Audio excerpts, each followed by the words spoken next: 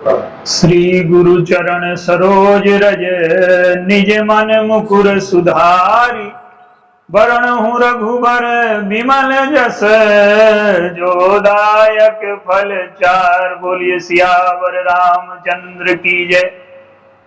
सिय राम मैं सब जग जानी करऊं प्रणाम जोर जुग पानी। आइए परम कृपाल प्रभु के चरणों में प्रणाम करते हुए उनके सभी भक्तों को प्रणाम करते हुए लोकतंत्र में लोक की भूमिका क्या है और लोक में जो कमियां हैं उनका प्रशिक्षण कैसे किया जाए। आइए मानस के माध्यम से इन सूत्रों को समझने का प्रयास करें और अपने जीवन में उतारने का प्रयास करें। भगवान राम वनगमन को जब चलते हैं, रथ में बैठे हैं, पूरी प्रजा पैदल चल रही है। रात में सब लोग थक करके सो गए। भगवान ने कहा कि सुमंत्र से कि खोज मारदत वहां को ताता आन उपाय बन ही नहीं बाता। सुमंत्र ने रथ जो है चला दिया, लोग व्याकुल हो गए। विश्व के इतिहास में कभी ऐसा नहीं हुआ कि जिसकी सत्ता छीन गई हो उसके पीछे इतने लोग भगे हों, इतनी संवेदना हो। आज लोग की क्या स्थिति है? आज भरे बाजार में भीड़ के बीच में एक व्यक्ति किसी की हत्या कर देता है और सारा समाज दर्शक बनकर के देखता रहता है। कुछ लोग वीडियो शूट करने लगते हैं। लोग के मनुष्य के प्रति मनुष्य की संवेदना इतनी गिर गई है, लाखों की भीड़ हस्तक्षेप करने को तैयार नहीं। ये लोकतंत्र है। लोक का अभी आज से 50-60 वर्ष पहले एक रूप था कि समाज का एक प्रभाव था व्यक्ति के ऊपर। वो लोग के विरुद्ध कुछ करने में डरता था। आज लोग जैसी कोई चीज ही नहीं बची। लोकतंत्र तो तब था, अब ये क्या है आप लोग समझिए। इतनी संवेदना शून्य हो गया है समाज कि दूसरे का दुख भरी बाजार में लोगों के बीच में अत्याचार होते रहते हैं, लोग मूक दर्शक बने रहते हैं। क्यों? तंत्र का इतना भय है कि यदि हमने इसको अस्पताल पहुंचाया, एक्सीडेंट है, पड़ा है, अस्पताल पहुंचाया, पुलिस 50 प्रश्न पूछेगी, बीच में हस्तक्षेप करेंगे तो तंत्र हमारे पीछे पड़ जाएगा। तो संवेदना होते हुए भी तंत्र इतना हावी हो गया है कि ऐसे मामलों में भी व्यक्ति उदासीन हो जाता है। लोकतंत्र है। जब तक लोग सक्रिय भागीदारी नहीं होती समाज की, सत्ता एक पक्ष है, समाज एक पक्ष है। राम राज्य में लोग को कैसे प्रशिक्षित किया गया? आप देखिए, भगवान राम जब चल रहे हैं, अभी जो उदाहरण था, राजा के पीछे सत्ता से निकाल दिए गए हैं, सत्ता विहीन है, पर इतने लोकप्रिय हैं कि हजारों लोग उनके पीछे चल रहे हैं। दूसरा कोई व्यक्ति होता तो क्या करता? लोगों को भड़का देता, अपने पक्ष में करने का प्रयास करता। भगवान राम लोग के उपासक हैं, लोक उनका इष्ट देव है, लेकिन लोक के प्रशिक्षण में वो भरोसा रखते हैं। रावण का राज्य जो है वो निरंकुश राज्य है। दशरथ जी का जो राज्य है वो प्रजाप्रिय राज्य है, फिर भी वो राजतंत्र है। लेकिन इस राजतंत्र और लोकतंत्र के बीच में, राम राज्य लोकतंत्र है, लेकिन इस राज्य के बीच में एक भरत राज्य की आवश्यकता है। तो भगवान राम क्या करते हैं? वो भरत के लिए केवल राजगद्दी छोड़ करके नहीं जा रहे। भरत को 14 वर्ष राज्य चलाना है, तो वो लोग को प्रशिक्षित करना चाहते हैं।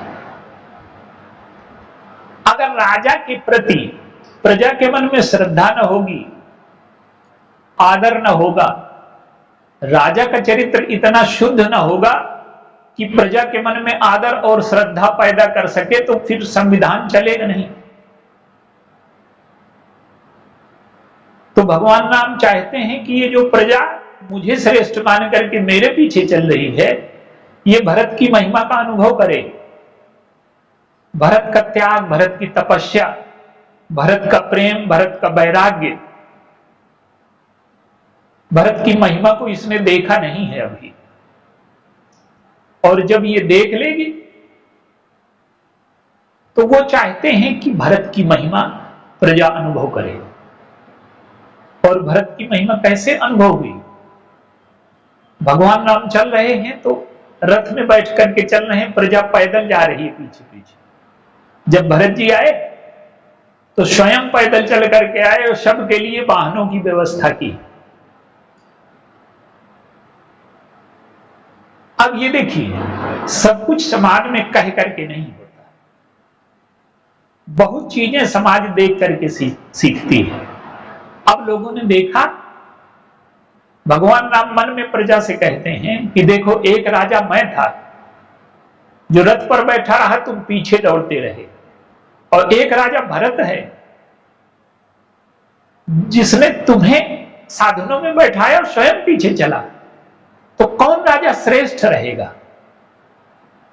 दूसरों अपने प्रति तो सभी लोग चाहते हैं कि हमारी महिमा से सब लोग परिचित हों, हमारे पीछे चलें, लोग हमारे पीछे खड़े हो जाएं। लेकिन भगवान राम क्या करते हैं? भरत की महिमा को लोग अनुभव करें, इसलिए वो जनता को प्रशिक्षण देते हैं और सोते हुए छोड़ करके चले जाए। वो नहीं चाहते कि हमारे लिए कोई इतना कष्ट उठाए।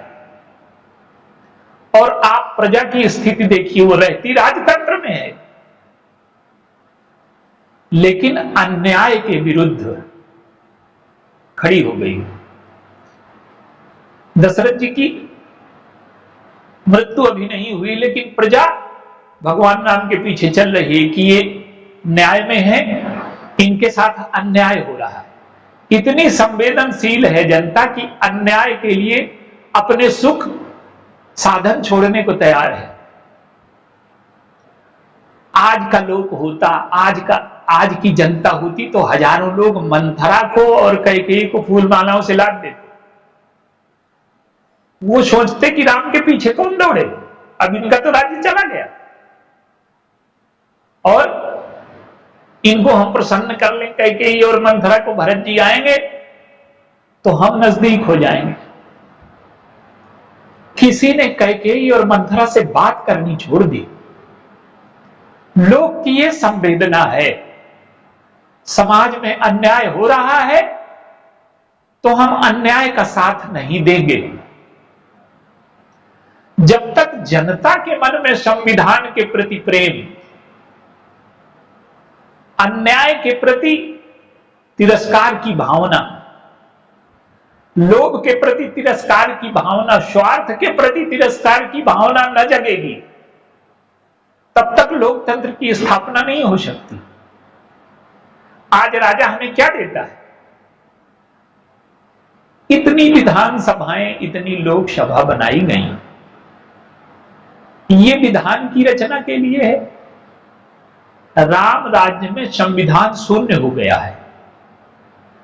व्यक्ति का मन अगर पूर्णतः शुद्ध हो जाए, उसका विवेक जागृत हो जाए, उसका अहंकार झुक जाए श्रेष्ठता के सामने, उसके स्वार्थ की वासना, स्वार्थ वासना, अहंकार, तृष्णा ये सब नियंत्रित हो जाए, तो संविधान की आवश्यकता न पड़े। संविधान किताब में नहीं रहता, संविधान लोकसभा विधानसभा में नहीं रहता, संविधान लोगों के हृदय में रहता है। अगर लोगों के हृदय में धर्म के प्रति श्रद्धा नहीं है, हमें किसी का नहीं लेना, हमें भोग की सीमा पार नहीं करनी, अगर व्यक्ति के मन में धर्म और प्रेम दोनों की स्थापना हो जाए तो संविधान की आवश्यकता समाप्त हो। आज प्रजा क्या सीख रही है, जनता लोग क्या सीख रही है? विधायकों से, सांसदों से, ये लोग आज कहीं न कहीं लोग का जो प्रशिक्षण है वो उल्टा हो रहा है। जनता को दो भागों में बांट दिया गया, संघर्ष करा दिया गया। सबसे बड़ी बात कि जनता देखती है कि कल विधायक जी ये पैदल घूम रहे थे और जब से विधायक हुए बड़े संपन्न हो गए, कोठी खड़ी हो गई, बंगला, कार आ गई, तो वो सोचती है कि जो भ्रष्टाचार है, जो नियम विरुद्ध कार्य है, उसी से तो विधायक जी ऊपर पहुंचे हैं, तो हम भी यही करें। तो आज जनता बेईमानी का प्रशिक्षण पा रही है, भ्रष्टाचार का प्रशिक्षण पा रही है। लोकतंत्र में, किसी भी संविधान में कर्तव्य पहले है, अधिकार बाद में। कर्तव्य की बात नहीं हो रही, अधिकार की बात हो रही। ये सब लोग को अराजक बनाने का साधन है, और लोग जब अराजक हो जाएगा कोई लोकतंत्र नहीं बचेगा। लोकतंत्र तो जनता के हृदय में स्थापित होना चाहिए। अब आप देखिए मानस के माध्यम से इन सूत्रों को, भगवान राम चाहते हैं कि भरत जी के प्रति लोगों की श्रद्धा बने, 14 साल रहना है। अब भरत जी आए, भरत जी के सामने वही संकट खड़ा किया जा रहा है। गुरु जी कहते हैं तुम्हारे पिता की आज्ञा है, राज्य ले लो, जब राम आए तब लौटा देना। गुरु जी धर्म के प्रतिनिधि हैं, वो लौटाने की बात करते हैं, और मंत्री तो राजनीतिक है, मंत्री ये बात नहीं करते। राजनीतिक बड़ा सावधान रहता है स्वार्थ की। मंत्रियों को लगता है कि भरत आज राज्य ले लें और कल अगर उनका लौटाने का मन ना हो और हम कहें लौटा देना तो फिर हमारा पत्ता कट जाए। तो वो कहते हैं कि रघुपति आए उचित जस तस तब करब बहोरी। फिर जब प्रभु लौट करके आ जाए फिर आप लोग तय कर लीजिए कि क्या करना है। ये राजनीति की दृष्टि है जो अपने स्वार्थ के हिसाब से सोचती है। गुरुजी धर्म के प्रतिनिधि हैं जो स्वार्थ के हिसाब नहीं सोचते, संविधान के हिसाब से सोचते हैं। तो जो प्रजातंत्र है, जो लोकतंत्र है, भगवान राम ने राजतंत्र से लोकतंत्र में बदला। अब एक दो सूत्र और देखिए आप। लोक का अर्थ क्या है? लोक का अर्थ केवल मनुष्य नहीं है। हमारे यहां धर्म चार सत्ताओं को मानता है और चारों शक्ति है। पहले व्यक्ति है, फिर समाज है, फिर प्रकृति है और फिर परमात्मा है। तो इन चारों के बीच में जो सामंजस्य है उसको स्थापित करने के लिए जो भी विधान है वो सब धर्म कहलाते हैं। आज क्या है? लोक से हमने लोक का अर्थ केवल मनुष्य लगा लिया। ये जीव जंतु हैं, वनस्पति हैं, प्रकृति है, इसको हमने प्रकृति भी तो लोक है। अगर प्रकृति न रहेगी तो हम रहेंगे क्या? और आज लोक के नाम पर सबसे ज्यादा अत्याचार जो हो रहा है वो प्रकृति पर हो रहा है। तो आप भगवान राम का एक उदाहरण लीजिए। भगवान राम वन में हैं, सीता जी का हरण हो गया, लक्ष्मण जी और भगवान राम बैठे। लक्ष्मण जी से कहते हैं कि हम ही देख मृग निकर पराही, हमको देख करके ये मृग भाग रहे। लक्ष्मण जी ने पूछा क्यों? तो वो कहते हैं कि पहले मृगों का मेरे ऊपर भरोसा था, और जिस दिन से मैंने उस सोने के मृग को मारा तो मृगों का भरोसा मेरे ऊपर उठ गया।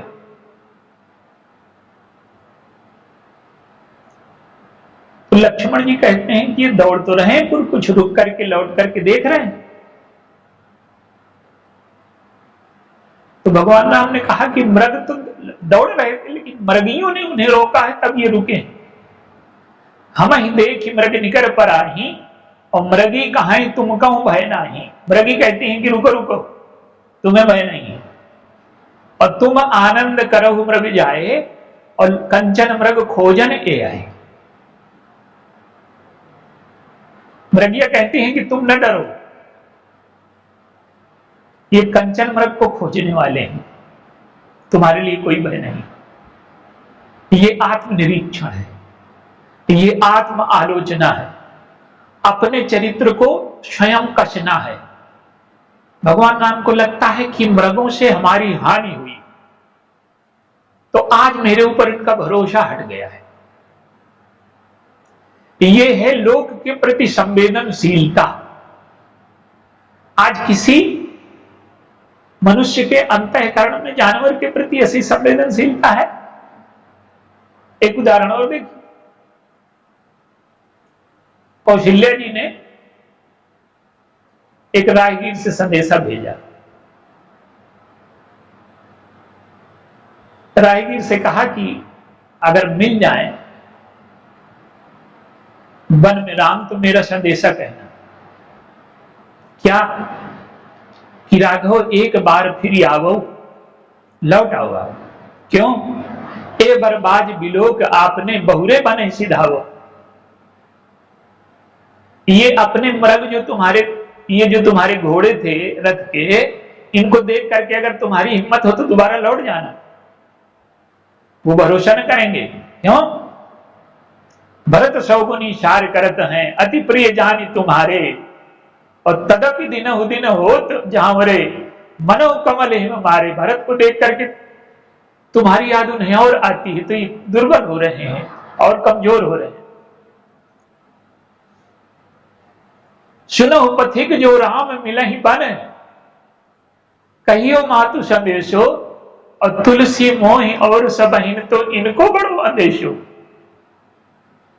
ये मृग और ये घोड़ा जो अश्व है, और भगवान राम के प्रति उनका क्या संबंध है? मनुष्य, आज तो मनुष्य और मनुष्य के बीच में कोई संबंध नहीं रहा।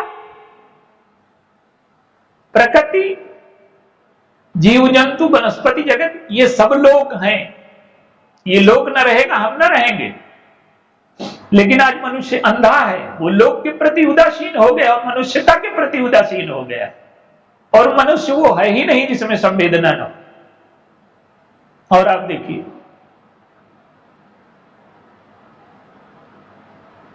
सीता जी का हरण हो रहा है।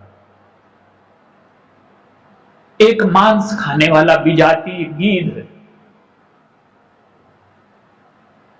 पिता की भूमिका निभा रहा है। रावण को उसने ललकारा, रे रे दुष्ट ठाड़ की न होई, और निर्भय चले से न जाने से मोही। एक स्त्री की करुण पुकार एक गीध ने सुन ली। आज स्त्री की करुण पुकार मनुष्य सुनने वाला नहीं।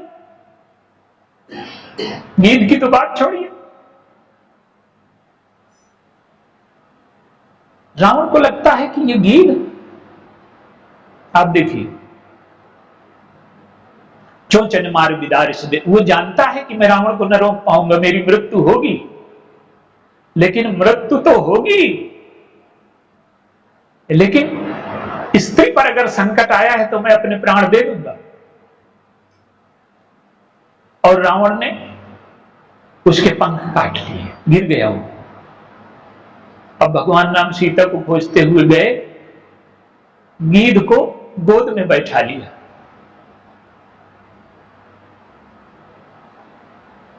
और गीध जब प्रभु के धाम को जाने लगा तो भगवान राम ने कहा कि परहित ले लाग तजय जो देई और संतत संत प्रशंसय तेई। और आपने तो परहित किया है, इसलिए तो आप दिव्यलोक में जाएंगे ही। गीध ने कहा कि नहीं, मैंने कोई परहित नहीं किया। भगवान राम कहते हैं कि आपने कहा था कि सीते पुत्री करसी जनित त्रासा और करियो जातु धान कर नाशा। पुत्री तुम त्रास न करो, मैं इसका नाश कर दूंगा। तो तुमने पुत्री कहा है, पुत्री पराया धन होती है, तो इसलिए मैंने कहा कि ये परहित किया आपने। नहीं, गीधराज कहते हैं कि नहीं,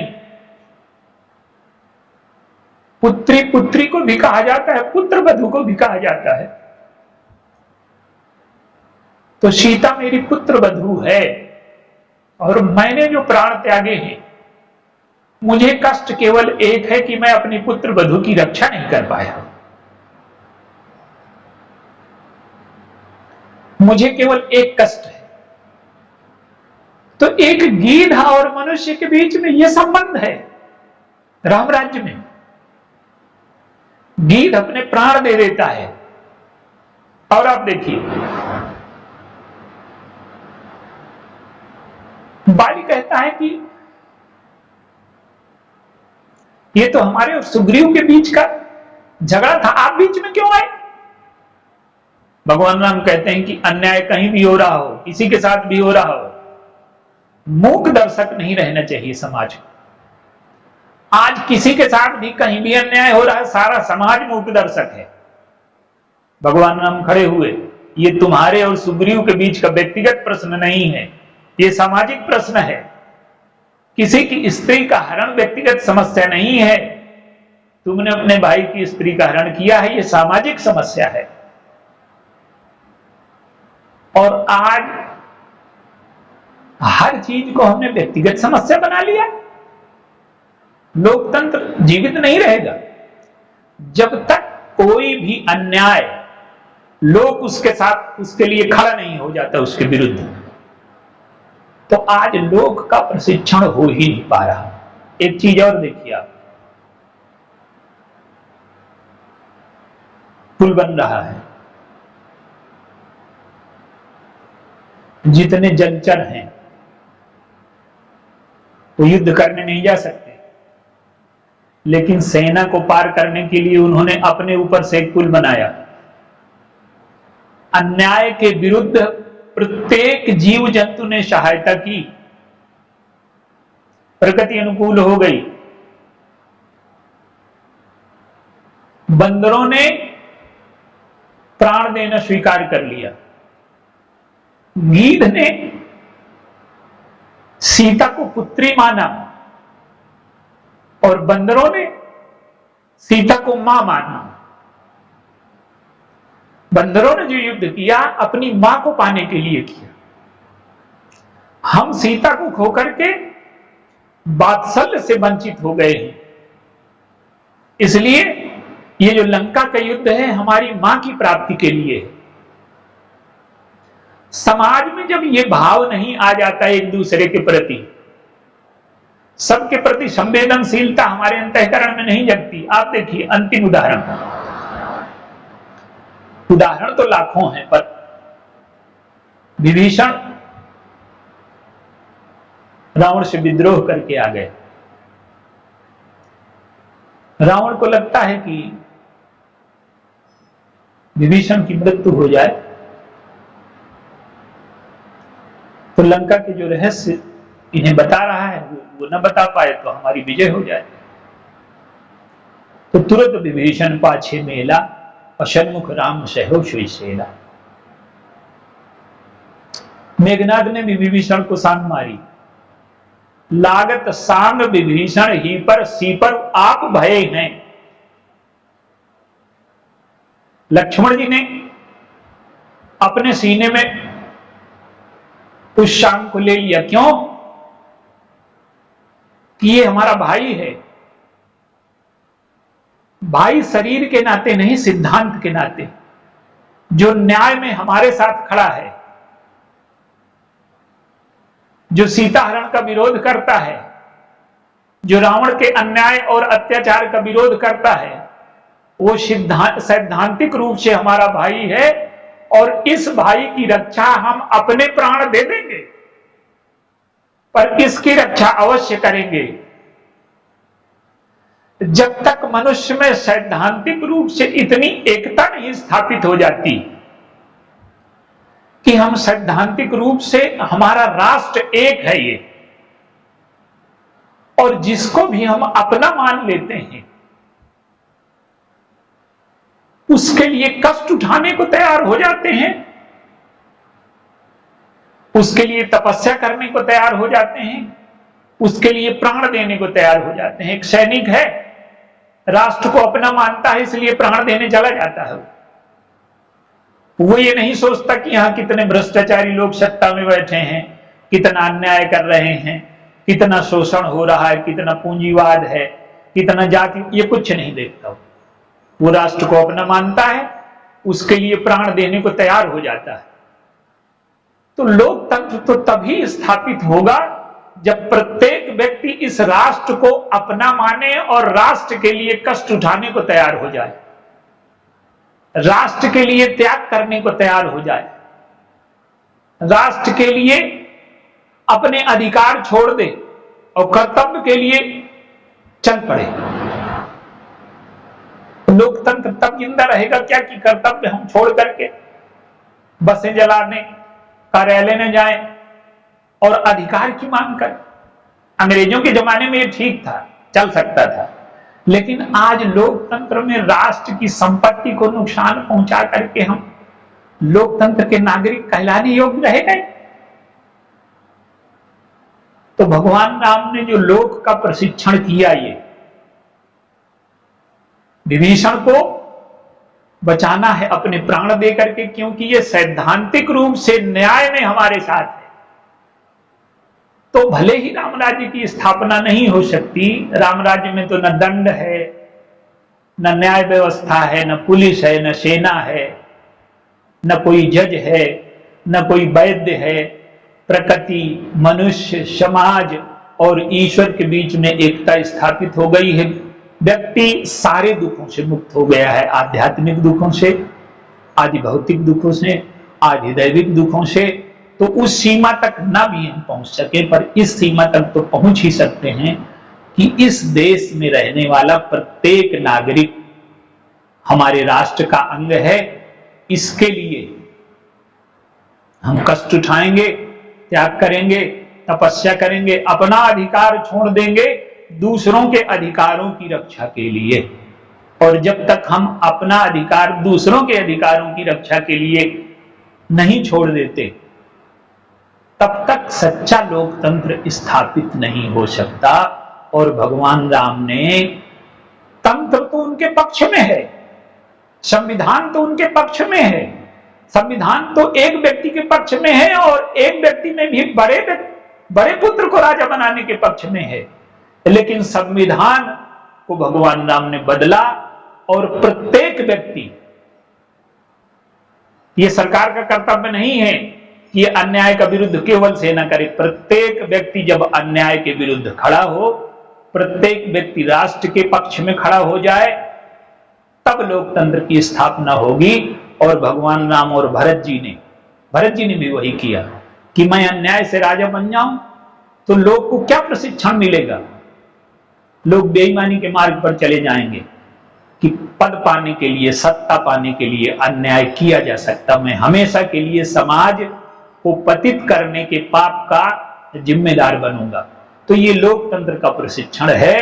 भगवान राम ने राजतंत्र से लोकतंत्र में बदला। हम भी आज राष्ट्र के नाम पर राष्ट्र को अपना माने, उसके लिए त्याग बलिदान करने को तैयार हूं। बोलिए सियावर राम।